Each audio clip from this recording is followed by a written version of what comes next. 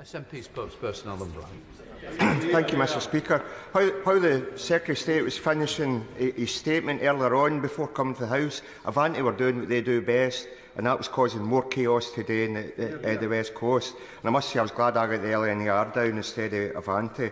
The reality is Avanti are by far and away the worst performing company for cancellations in period 11, and then they were the second worst for period 12 according to ORR tables, beaten in period 12 only by TransPennine Express.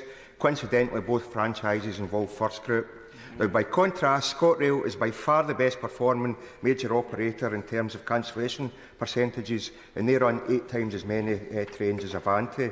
Now, Mr Speaker, since the much heralded government intervention, periods 8 to 11 the ORR data shows the levels of trains arriving on time is lower and hovers around the 32 to 35% range. So when the Secretary talks about facts, the facts are only a third of the trains are still arriving on time. Does he really think that merits coming to the dispatch box and bragging about a turnaround?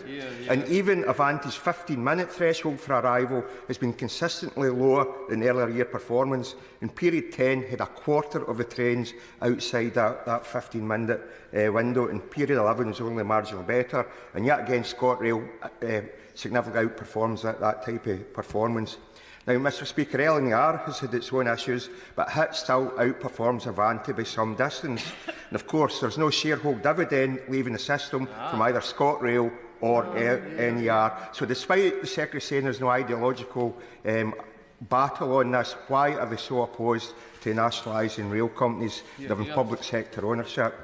Now, the Minister mentioned discounted ticketing, yet no one north of Preston benefits from that. So the reality is this means passengers from Scotland are paying full whack for their tickets for services that barely exist to cross-subsidised tickets that stop 200 miles away. And Scottish commuters have seen plans to shelve the Goulburn link for HS2 with no replacement identified, further delays to the Euston link, and when HS2 comes into being, we'll get trains that run slower on the West Coast Main Line than Avanti's does at present.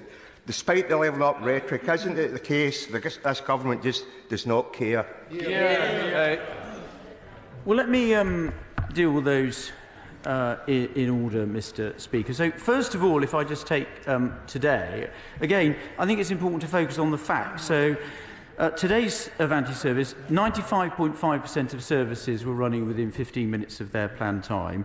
There was a service issue today, which I know at least one honourable member was affected by. There was a Network Rail points failure between Carstairs and Carlisle, which resulted in the delay and part cancellation of 2 services, including the 0939 from Lancaster, which started instead from Preston and arrived 3 minutes late at Euston. So it's interesting, there was an issue today, and of course it was caused by the bit of the industry which is of course owned by the taxpayer. So I don't think that really demonstrates his case for nationalisation.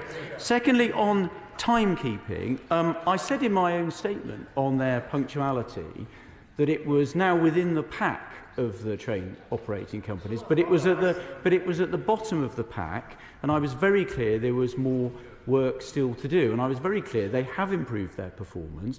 It's not where it needs to be, which is why I only had sufficient confidence to extend this contract until October, and both I and the Rail Minister have been very clear they need to continue delivering improved performance.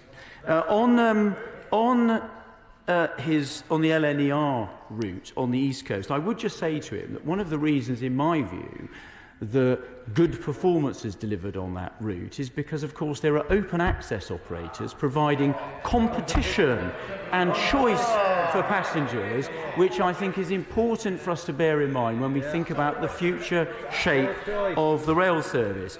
And on his points on HS2, what I would say is, because I have to consider the interests of the taxpayer and the fact that there is significantly high inflation at the moment, I did have to make difficult decisions on HS2, and the choice I made was to continue delivering Phase 1 to make sure we deliver that as promised, a short delay to Phase 2A, continuing to deliver Phase 2B on track, and re-looking at delivering a station at Euston within the budget that's been set. I think they were the right decisions to deliver improved infrastructure to benefit the country over decades to come.